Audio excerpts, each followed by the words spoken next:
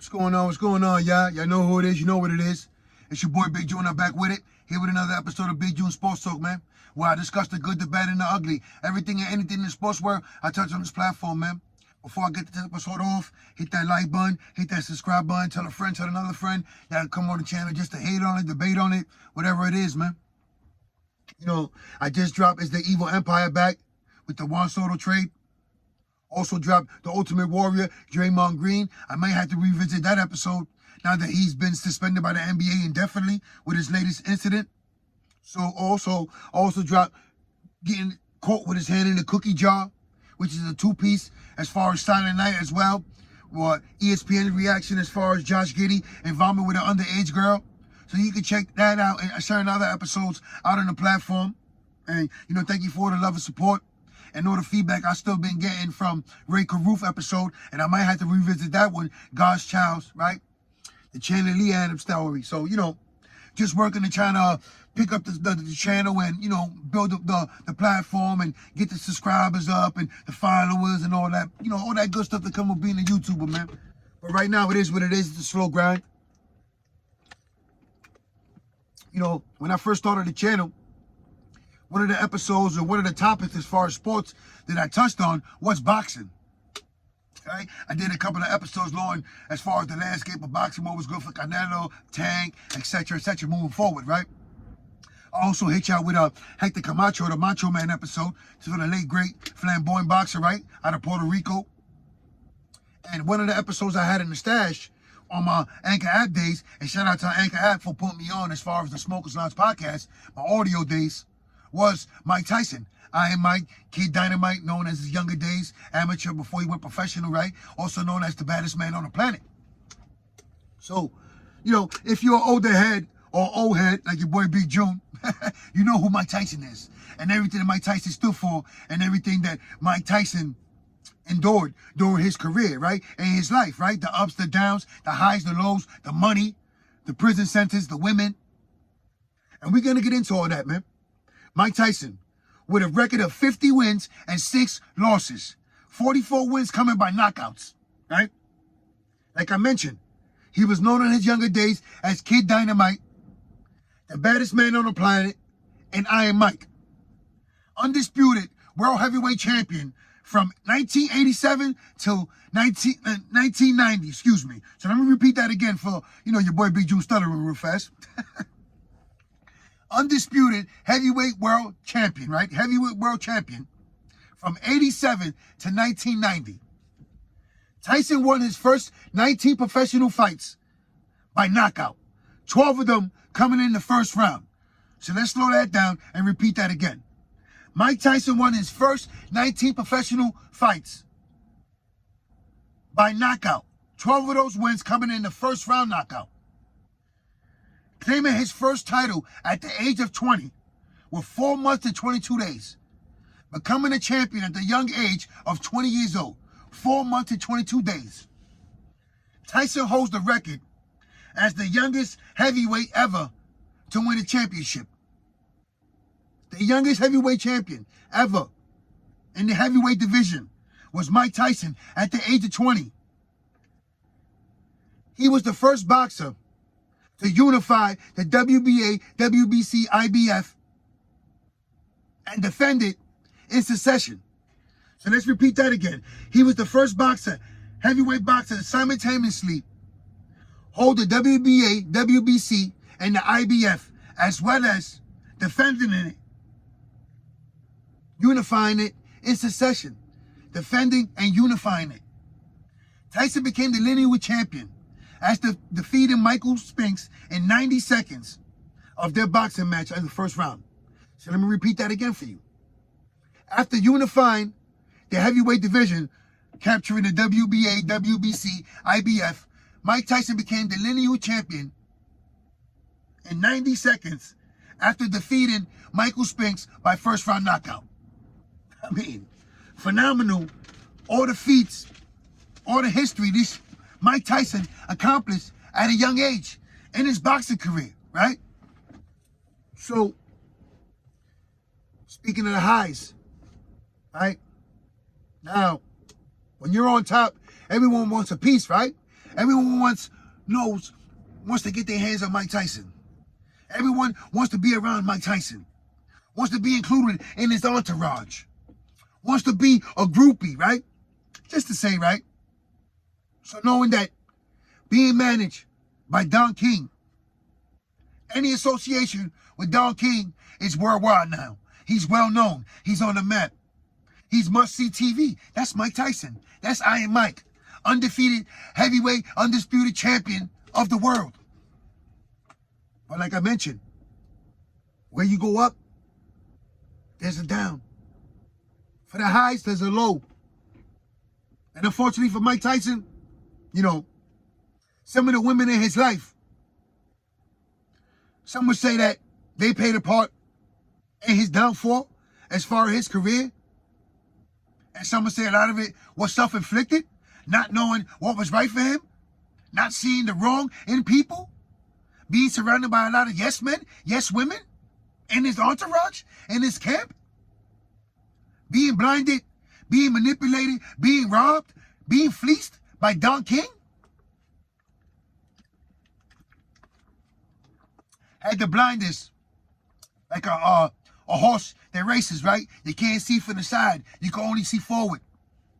Not knowing who's coming trying to get at you, right? From every angle, you can only see this and you got to move forward. And that's where Mike Tyson was in his younger days, right?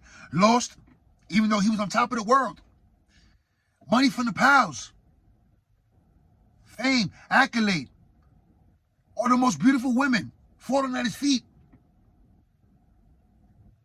You know, who could forget the toxic, rocky marriage he had with actress Robin Givens? I mean, it didn't last long, and she got a lot from Mike Tyson. She took more than just money from that man at the time, right? And who could forget that most infamous Barbara Walters interview, where she clearly stated she feared for her life. That she didn't know whether to interact or run from Mike Tyson. That the mood swings, the stares, whether it was the blank stare or a quick stare, was frightening to her. That she feared for her life. And the crazy part is, maybe a week or two after that interview, they split and she filed for divorce, right? So like I just mentioned, some of the people in his life, as his boxing career, as well as his personal life, started heading in the downfall, right? Now, let's not forget the legal troubles he had as a juvenile. And, you know, that's what led him finding the love for the sport of boxing, right? But he had a couple of stints in the juvenile system through 3FY, through SpotFit, right? Finding Customato, rest in peace. Forming that father-son, that trainer bond. But like I mentioned, with the ups come the downs. And in 1990, Mike Tyson was knocked out by Buster Douglas. I mean, Buster Douglas shocked the world.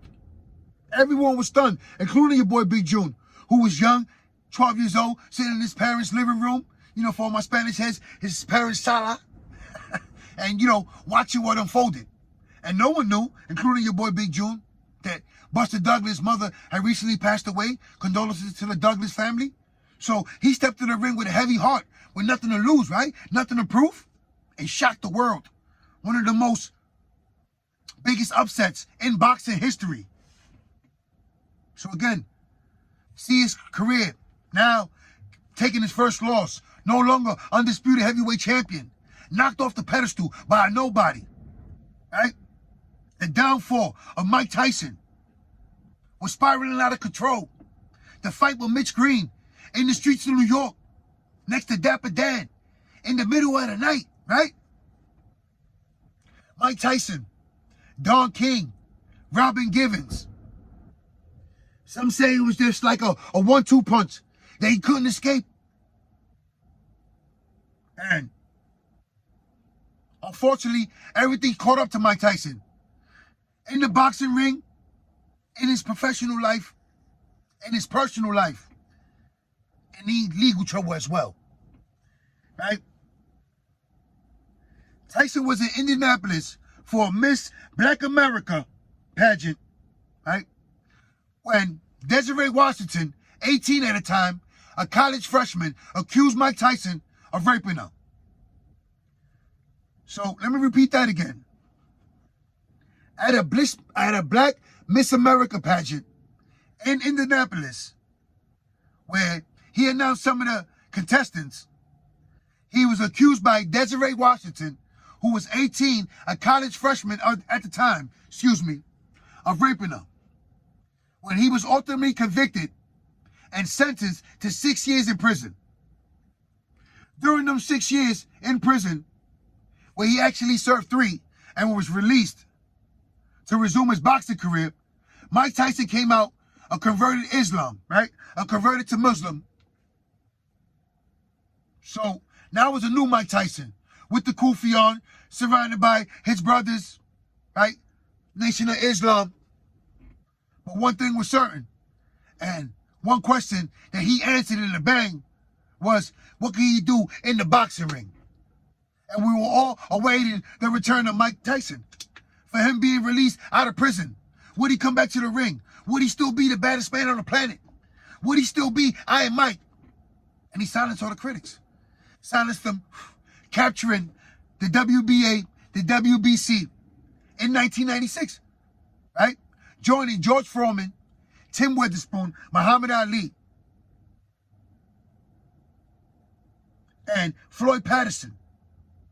So, released from prison after serving 3 years, Mike Tyson recaptures the WBA and the WBC in 1996, joining that illustrious list I just mentioned, right? Floyd Patterson, Muhammad Ali, Tim Witherspoon, and George Foreman. Now, you can't mention Mike Tyson's comeback, right? Freshly released out of prison, recapturing the heavyweight titles, right? WBA, WBC, respectively. Now, late in the career, right? It was like peanut butter and jelly, right? Going together. You couldn't mention Mike Tyson without mentioning Evander Holyfield, right? Now, as the two titans collided, right? That matchup that we craved for years was finally there. And that first matchup, action-packed. There was actually one, right? In the 11th round by stoppage by Evander Holyfield, capturing the WBA championship. So now, in their first matchup, Holyfield defeats Mike Tyson by 11th round stoppage. But right before the fight, Mike Tyson was stripped by the WBC committee, heading into that matchup with Evander Holyfield. So the second matchup, we all know, or if you're not an older head, such as your boy Big June, the notorious, the infamous bite, seen around the world, heard around the world, right? The chomping on the top of Evander Holyfield's right ear, and then spitting it out by Mike Tyson for the world to see. I mean, it truly was vicious. It was a full 360 display of viciousness by Mike Tyson.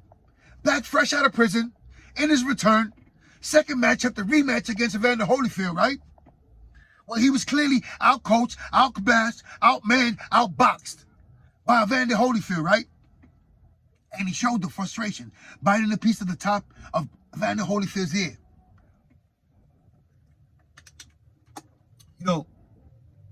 That 2002 matchup against Lennox Lewis.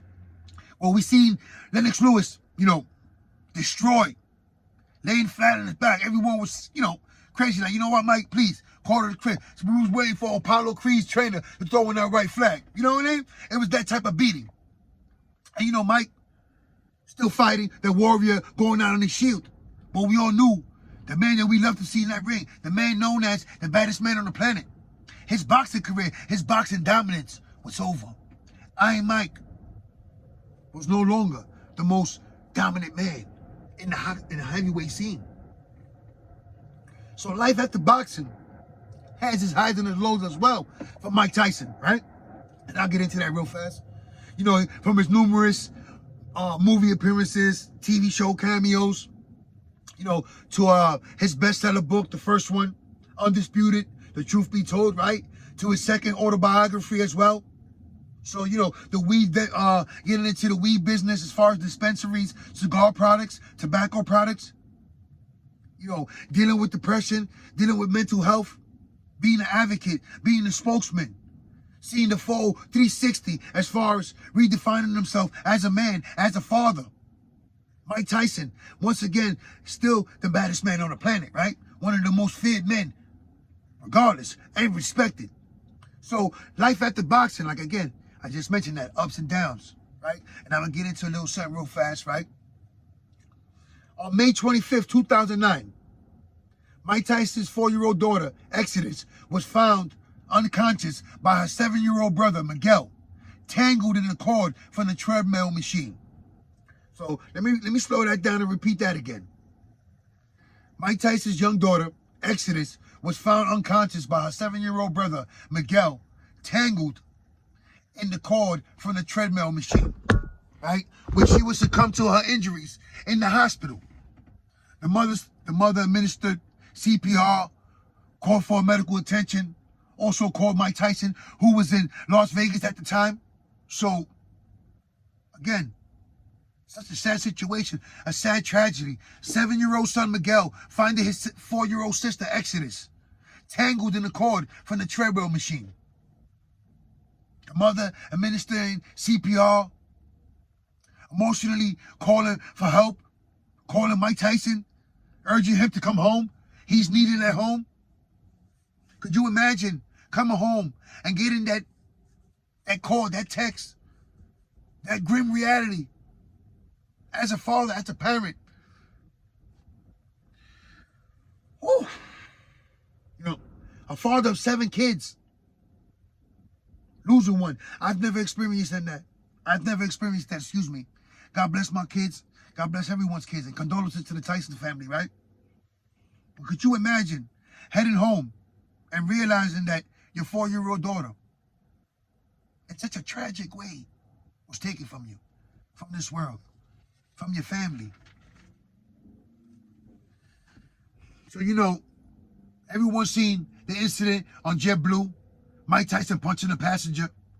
You know, some of these interviews, you know, from hip-hop personnel such as the Locks, all 3 of them saying that they don't know whether they had to jump Mike Tyson, or any interview with an actor that could turn at any moment with a quick stare, that menacing look from Mike Tyson. Is he going to attack me? No one knows, right? That I'm being unpredictable, in a circle, in a room with that man, right? Yes, he's still the baddest man on the planet. One of the most respected men, even after boxing. That's who he is. He's Iron Mike. Before I go, man, all my family and friends in New York, stay safe, stay sharp, stay blessed, stay alert. All my family and friends in the pen, some of y'all just went up, some of y'all about to come home, some of y'all in the box. It is what it is right now, man. But there's always love on this side, man. I'm out of here, man. 1.